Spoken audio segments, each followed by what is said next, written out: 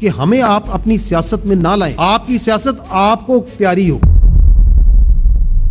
مگر اگر کوئی یہ سمجھتا ہے کہ اس کی سیاست اس ملک کی ریاست سے بڑی ہے، یہ ہمیں قبول نہیں۔ اگر ایک فرد واحد یہ سمجھتا ہے کہ اس کی ذات اس پاکستان سے بڑی ہے، یہ ہمیں قبول نہیں۔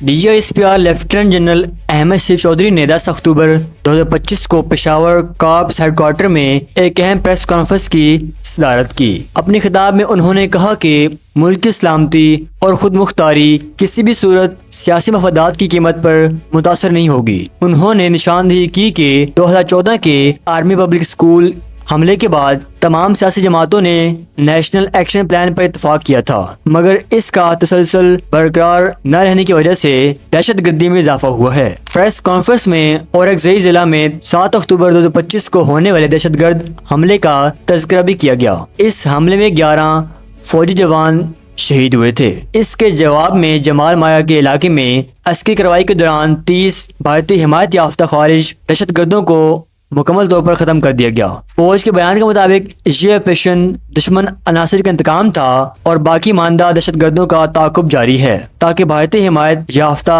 دہشت گردی کو ملک سے مکمل طور پر مٹا دیا جائے۔ D G S P R نے کابل میں حالیہ دھماکوں کا حوالہ دیتے ہوئے افغانستان کو منتبہ کیا کہ اس کی سرزمین پاکستان کے خلاف استعمال نہ ہونے دی جائے۔ انہوں نے کہا کہ افغانستان ایک بردر اسلامک ملک ہے، لیکن اس کی ذمہ داری ہے کہ وہ اپنی زمین دہشت گردوں کے محفوظ ٹھکانے کے طور پر نہ بننے دے۔ مزید بتایا گیا کہ پاکستانی حکام نے افغان حکومت کو سرحد پار دہشت گردی کے ٹھوس شواہد فراہم کر دیے ہیں اور پاکستان کی سرحدوں اور عوام کی حفاظت کے لیے ضروری تمام اقدامات کیے جائیں گے۔ پریس کانفرنس کا آغاز خیبر پختونخوا کے عوام کو خراج تحسین پیش کرتے ہوئے کیا گیا۔ D G S P R نے اس عزم کا اظہار کیا کہ خیبر پختونخوا کے بہادر عوام اور مسلح افواج دہشت گردی کے خلاف متحد ہے۔ دہشت گردوں کی شجاعت کو زبردست خراج تحسین پیش کرتے ہوئے وعدہ کیا گیا کہ شہداء کا لہو رائیگاں نہیں جائے گا۔ ان کی قربانیوں کو تاریخ کا سنہری باب قرار دیتے ہوئے کہا کہ ان کی شہادتوں کی سیاسی پوائنٹ سکورنگ کی اجازت ہرگز نہیں دی جائے گی۔ اس موقع پر پاکستانی عوام کو یہ پیغام دیا گیا کہ پوری قوم اپنے جان ساز جوانوں کے ساتھ ہیں اور دہشت گردوں کے سامنے مضبوط ہو کر کھڑی رہے گی۔ پریس کانفرنس میں شدت پسند گروہوں کا بھی ذکر ہوا۔ D G I S P R نے فتنۃ الخوارج اور بھارتی حمایت یافتہ خوارج جیسے القابات استعمال کر کے ممنوع ٹی ٹی پی اور اس کی شاخوں کا ذکر کیا۔ مثلاً صحافی کو بتایا گیا کہ سیکورٹی فورسز نے دہشت گرد نیٹ ورکس کے مرکزی ارکان کو نشانہ بنایا ہے، اور آئی ایس پی آر کے بیان میں یہ عزم ظاہر کیا گیا کہ پاکستان میں فتنۃ الخوارج اور فتنۃ الہندوستان جیسے تمام دہشت گرد گروہوں کو ہر حال میں ختم کیا جائے گا۔ D G I S P R نے علاقائی سلامتی اور دفاعی موقف بھی واضح کیا۔ ان کے بقول پاکستان کی قومی سلامتی کسی دوسرے ملک کے سامنے گروی نہیں رکھی جا سکتی، خاص طور پر افغانستان کے سامنے۔ انہوں نے کہا کہ پاکستانی فوج بھارت نواز دہشت گرد گروہوں کے لیے ملک کی سرزمین جہنم بنا دے گی اور دہشت گردوں کو کسی صورت برداشت نہیں کیا جائے گا۔ پاکستان نے امریکہ، سعودی عرب، قطر،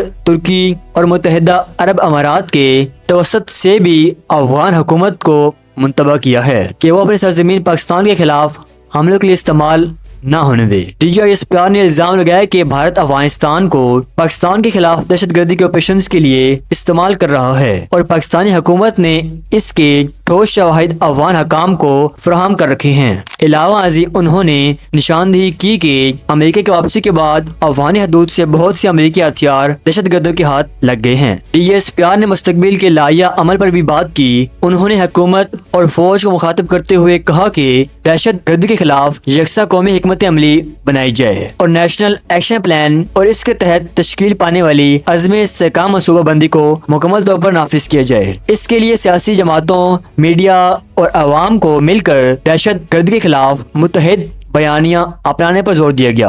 انہوں نے کسی بھی سیاسی رہنماؤں کو خبردار کیا کہ ذاتی یا سیاسی مفادات کو ملک کے مفاد پر فوقیت دینا ناقابل قبول ہے۔ آخر میں ایک واضح پیغام دیا گیا ہے کہ دہشت گردوں سے کسی بھی صورت مذاکرات نہیں کیے جائیں گے۔ جو لوگ بچوں کے سر تن سے جدا کر کے ان کے ساتھ کھیلتے ہیں، ان سے ملاقات کا سوال ہی پیدا نہیں ہوتا۔ سہولت کاروں کو بھی دو راستے دکھائے گئے، یا تو ریاست کے سامنے تسلیم کر جائیں اور دہشت گردوں کے خلاف تعاون کریں، یا پھر ریاستی کارروائیوں کے تحت سخت نتائج کو بھگتنے کے لیے تیار رہیں۔